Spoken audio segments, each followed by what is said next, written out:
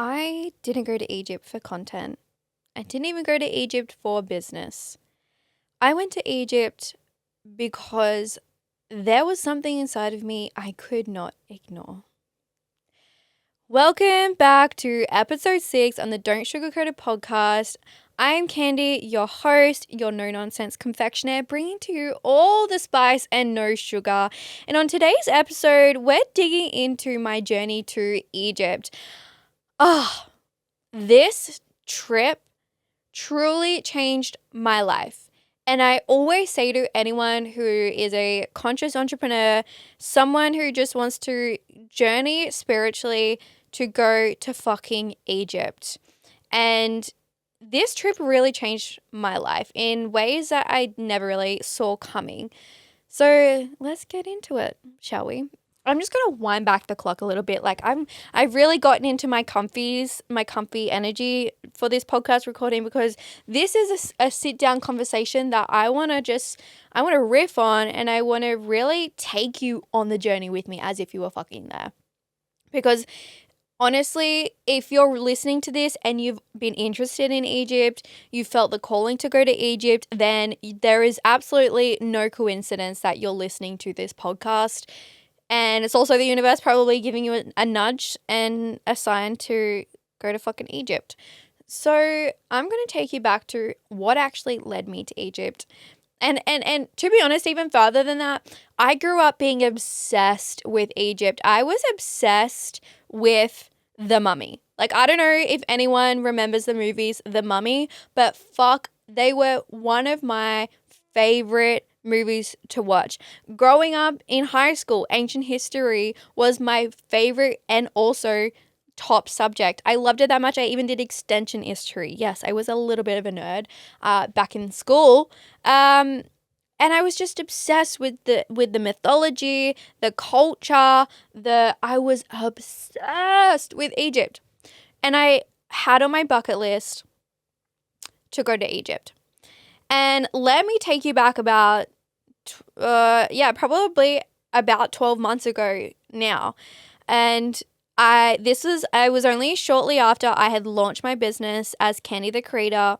And even to give you a bit of a journey with that as well, if you're new on this podcast and you're listening in, I scaled my business to multi-six figures in the first year of launching my business, which is pretty fucking iconic if I do say so myself. And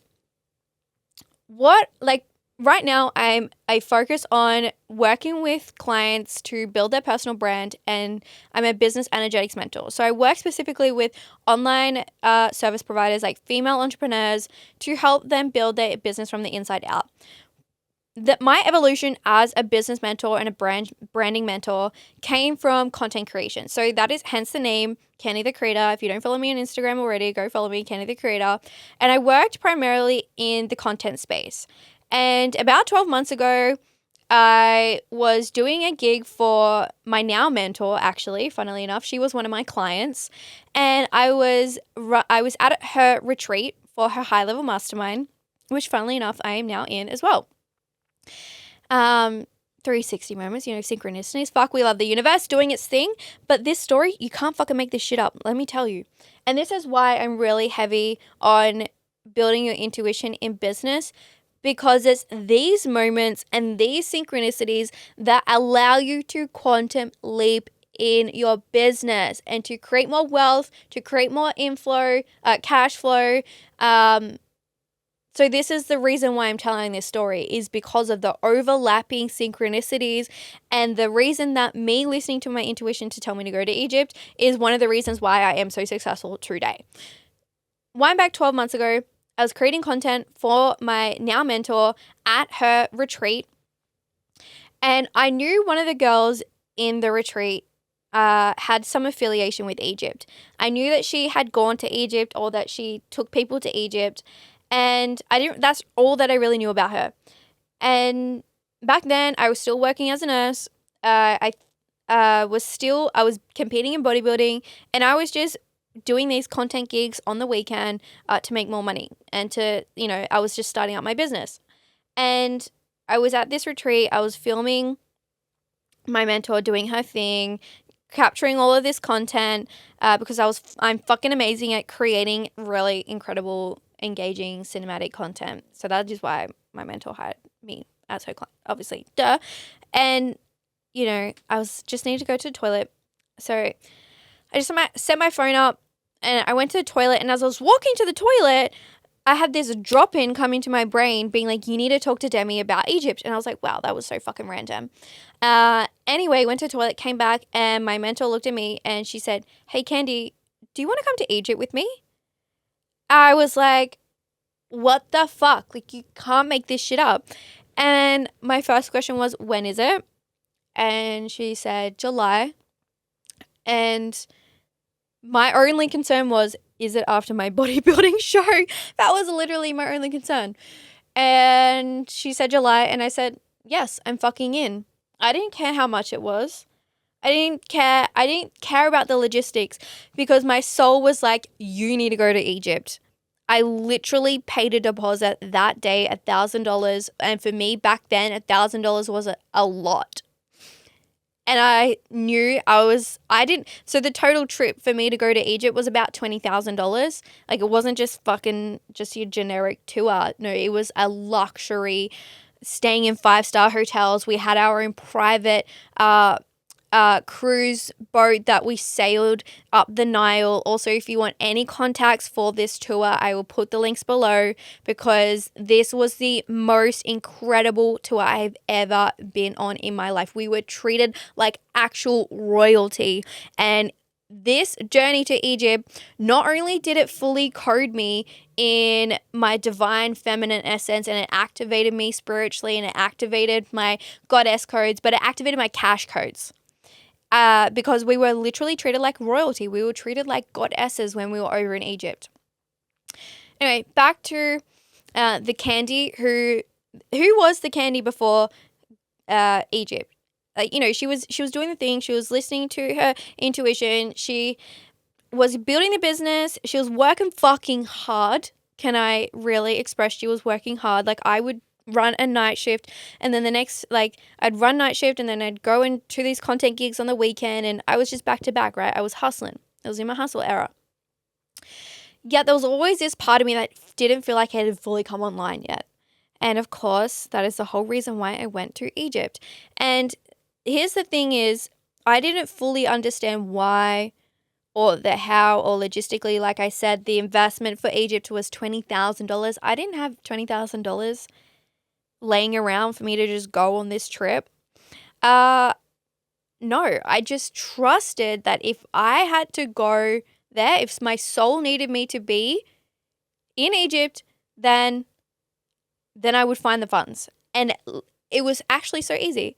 When I look back on it now, every time that I had to pay a deposit, whether it was like a $6,000 here, $5,000 here, $4,000 here, it was like the money would just appear in my bank account, because I had that much trust and knowing that I had to be there, that I knew that the universe would conspire in my favor to make it happen. And it did.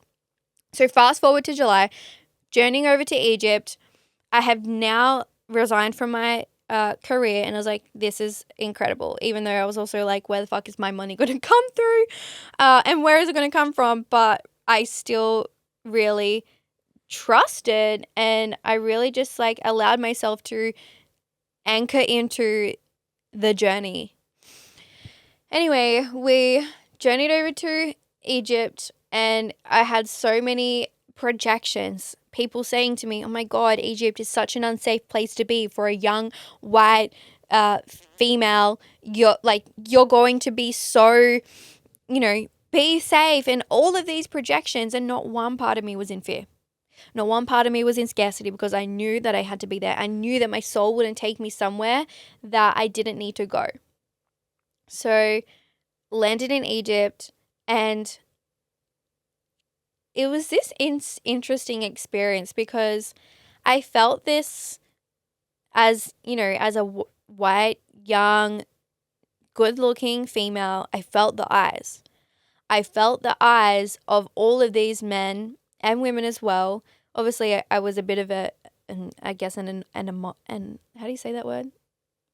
Anomaly? I fucking can't say it. anomaly. In I guess I mean, Africa. And yeah, I was, I stuck out, I guess you could say. So for me, I actually felt quite uncomfortable because all of these men would just watch me, and I found out later the reason why they did that. And I'm going to share with you that in a minute. And it took me almost the entire trip to really learn and understand why all of these men and women were watching me. And I guess coming from Australia, that was really uncomfortable. But I'm going to explain to you why in a moment. Anyway, I arrived in Egypt. I was picked up by a chauffeur, taken to, I can't even remember the name of the place we were taken to, but essentially where we stayed in the first few nights was underneath the Great Pyramid of Giza. Excuse me? I would wake up in the morning and my view out of my window would be the Great Pyramids of Giza. It was exceptional. I genuinely felt like I was living in a dream. It was so, I just had to keep touching myself. Like, this is something that I've dreamt of for years, and now I'm here.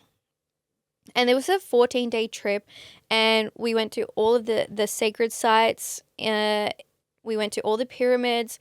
We got to stand in between the paws of the Sphinx and do a meditation, which is not allowed in Egypt. Like, you're not actually allowed to be seen or being photographed doing any spiritual ceremonies in Egypt, in the pyramids or in any of the temples. It's one thing that I learned about Egypt is there is no place like it on earth. And traveling there and being a tourist there is nothing like it anywhere else in the world. And that's what makes it so special and so unique. And as we traveled through, we went to Cairo. So we spent a few days in Cairo to begin with. And, there's so many layers of Egypt and this mythology and the spirituality that is really encapsulated in the country itself. It is so deep, and so much of it is so, like, not yet discovered and fully understood, which makes it even more special. And our tour guides weren't your average tour guides. They were fucking tapped in. So I had the beautiful guidance of my mentor, her client, Demi. Shout out to Demi. Incredible guide and goddess who runs tours around the world. Also with a beautiful woman named Joey, who is an American woman who also is a beautiful soul who guides tours around the world. And also our two Egyptian tour guides who really allowed us to experience the true culture and the true mythology. And not just the shit that they teach you in the fucking textbooks about ancient Egypt. No, the true galactic fucking story is like, oh, I love this stuff so much. And they were, they took us along the journey and really allowed us to journey and experience Egypt in a way that you wouldn't be able to experience if you didn't go with these guys. So I really beg you, I fucking beg you, if you think you want to go to Egypt, you need to go with these people, because if you go with any other tour guide, you're not going to get the experience that we did. We were allowed into places that the general public were not allowed to be in. Like, we were allowed to pray and do meditations and prayer ceremonies in the temples that not many people are allowed to do. So I really, really would advise you, if you're wanting to go to Egypt, to connect with these people, and I'll put all of their connections and their links below, because this will change your life.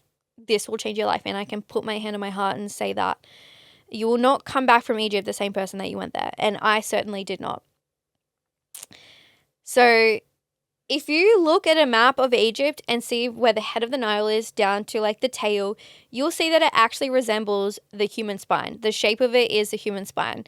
And the way that we journeyed on this tour is we actually visited all the chakras of the human and each place of it along the Nile River.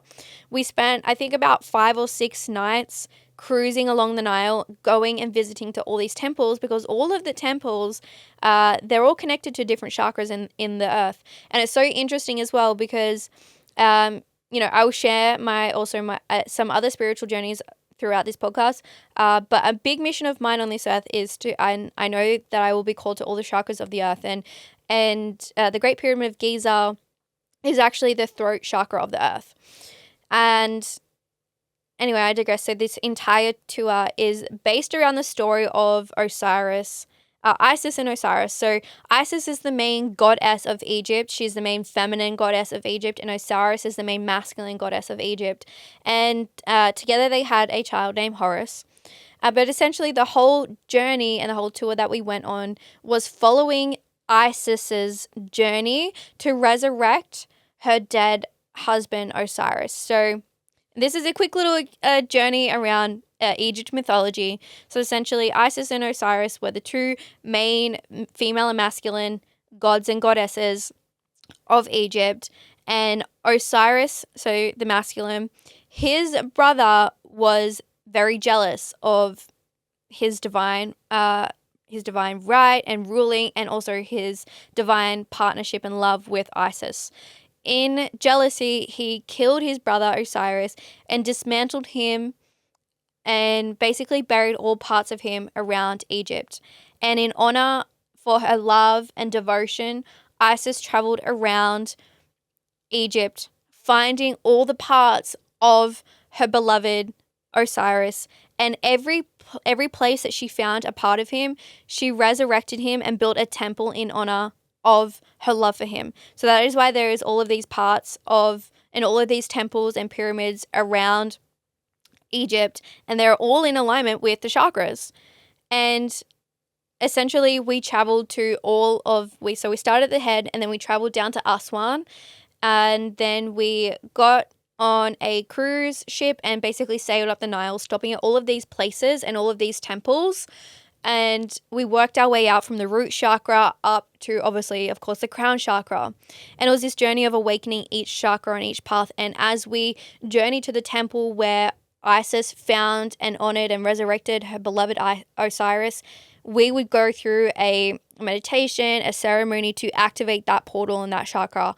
So it really was this whole journey of activating our conscious soul, our physical vessel, and bringing together wholeness within our body and finding that love and threading all parts of ourselves back into one, and bringing all parts that have been scattered around all parts of our soul that have been scattered, to bring it back into one and to resurrect into one wholeness.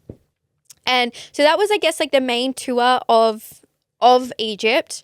And an underlying thread was really around goddess energy. There was a lot of women on my tour, and even just how we were treated.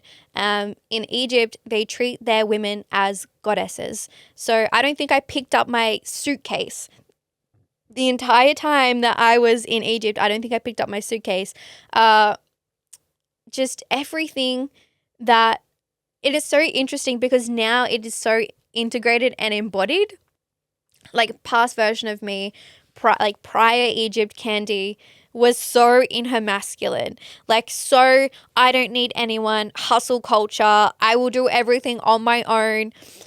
Post Egypt Candy is this beautifully integrated masculine energy with also this activated feminine energy. And if you know my story of even just like from going from Egypt to Mount Shasta and this spiritual journey that I've been on has really been integrating the masculine with the feminine to have a divine polarity of an embodiment of both. And especially Mount Shasta, which that's going to be another podcast episode, that truly awoke my deep feminine essence, my unconditional love feminine essence.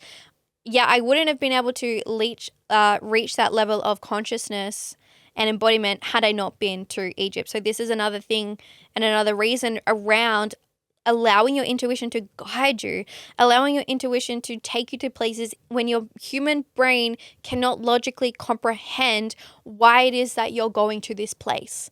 And this is something that I teach my clients, especially in business and life, because this marries across into every fucking part of your life. Being able to lead with your soul and allow your intuition to take you to places where you can't yet conceptualize why you're going to this place gives you the ability to trust and surrender into a deeper level of self-belief and knowing that everything is always working out in your power. Everything is always working out in your evolution and for you.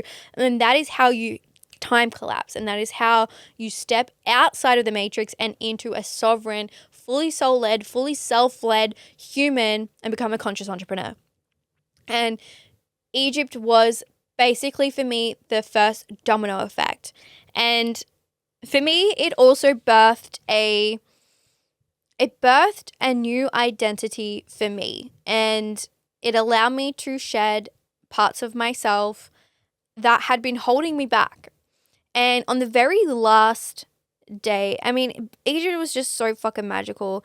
Like, we walked through all of the temples, we climbed in pyramids, we climbed down, like, and when I say climbed, I genuinely mean this. Like, we were crawling through like tiny little tunnels inside the pyramids, and then climbing up these staircases, and then crawling through again these tiny little tunnels to reach like the peak of the pyramid. And there we would do like ceremonies on, there's so many astral gates there, there's so many stargates there. And a lot of the pyramids that we went to, they're not made to worship the gods or the pharaohs. They're actually made as stargates and as astral gates to connect with higher vibrations and to connect with higher frequencies.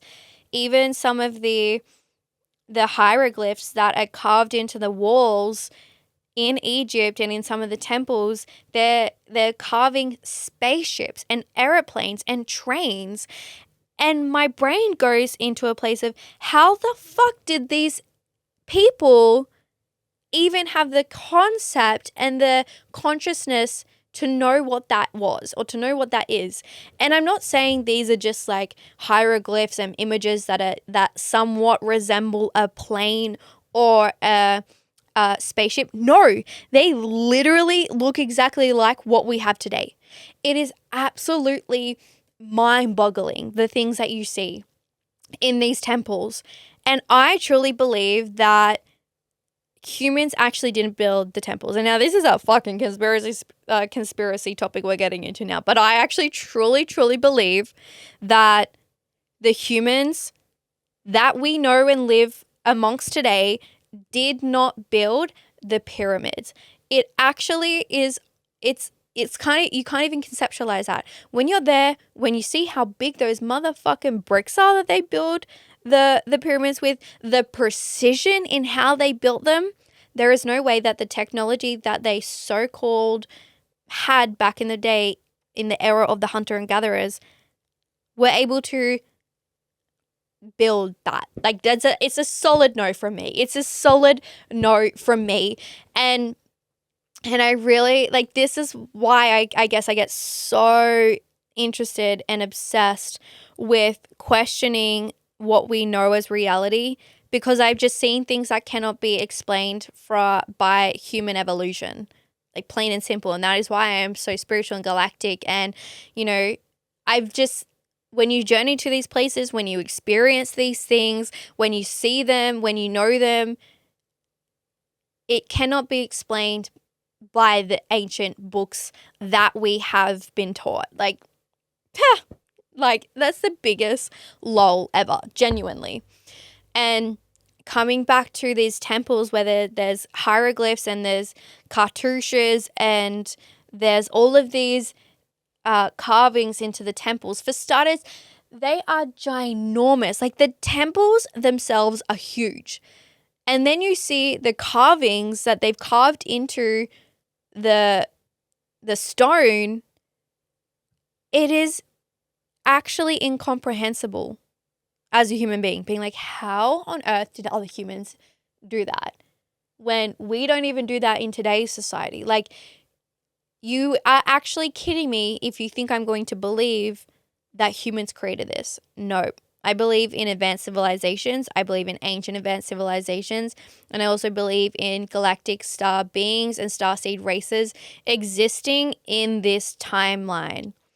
And I also believe that we used quantum technology, that the beings that created the temples had access to quantum technology. Because when you look at the mythology and when you look at other sacred sites on the earth, they're all in alignment. They're all geographically connected to the universe. They're connected to the galaxies and the star seeds. So why can't starseed races, why, if that's true, why can't they exist as well? Gosh, wow. We are getting rogue on this podcast episode, and I'm so here for it. Let's dial this into how this affected my life and how this is going to affect your life, especially as a conscious entrepreneur, someone who is in the business space and has a mission like myself. My soul's mission is to activate over 1,000 humans into the new paradigm of business. And I specialize in really working with my clients to bring their soul mission and their soul essence online. Because why not create a business that is fulfilling your soul's purpose, creating impact, and also giving you the lifestyle, the freedom, the cash, the wealth, the abundance, the opportunity, the choice that you know that you desire? Because why can't we have all of these things? Why can't we be wealthy and spiritual? And I think the fastest way to do this is to work on your trust with yourself and your soul. And something that I learned from this journey, and a huge fucking awakening from this journey, is the receiving. And this is something that I had to learn in Egypt. So I mentioned at the beginning of this podcast that when I arrived in Egypt, I felt so uncomfortable because I had all of these men looking at me. I made that mean that they saw me as prey. And during my journey in Egypt, it came to my attention, it came into my awareness that these humans and these men and these souls, they see women as goddesses. And they see them as these divine beauties that walk this earth with power, with love, with magnetism. And my ability to reframe what I felt as discomfort into blessings and gratitude and opportunity, it allowed me to completely shift how I operated in my business. It allowed me to completely shift how I received in my business. It allowed me to completely shift how I showed up, how I mentored my clients, how I sold, and how I literally basically ran my business. Instead of being in this I need to prove myself worthy energy and hustle, it gave me the integration, the embodiment, the awakening into actually harnessing my magnetism, my own feminine my own feminine power, and become a fully embodied and empowered leader to be able to drive the power and to forge a new path forward into a new paradigm of business. So other women can shift into this state as well and can shift into this new paradigm of business where they too can activate their soul power, their soul essence, their divine goddess codes, and be seen in that. That is what I'm here to do. And that is what Egypt taught me. And it gave me all of these pieces to fully release the parts of me that were keeping me stuck in the old 3D, orthodox, logical concepts, and to fully step into the unorthodox, illogical, and soul-led business conscious entrepreneur way that far exceeds and outfulfills the old paradigm of business. That is what Egypt taught me to do. And with those codes, it's allowed me to fully step into my power as a feminine leader and to lead other conscious female entrepreneurs into this space too. Because this is where you fully become activated, online, empowered, and can lead an impact and to change the fucking humanity. Boom. Whoa. What an incredible fucking episode. Wow. Okay, guys, that was a lot of spice. That was a lot of we're not talking like cinnamon spice here. We're talking like hot chili pepper spice. I love this episode so much. Like, you can obviously tell that I fucking love the spiritual energy and the spiritual essence of what I'm here to co-create with. So if you love this episode, please like, share, send it to someone who is obsessed with Egypt, and post on your story, tag me. I would love to see it, because I feel it would be the absolute fucking world to me if you would share this to more people, so together we can co-create the new paradigm, the new earth, and really dismantle all of the old paradigms of business. I love you. Fucking just yum, slay. That was great. Anyway, I'm going to see you guys in the next episode. Mwah. Love you.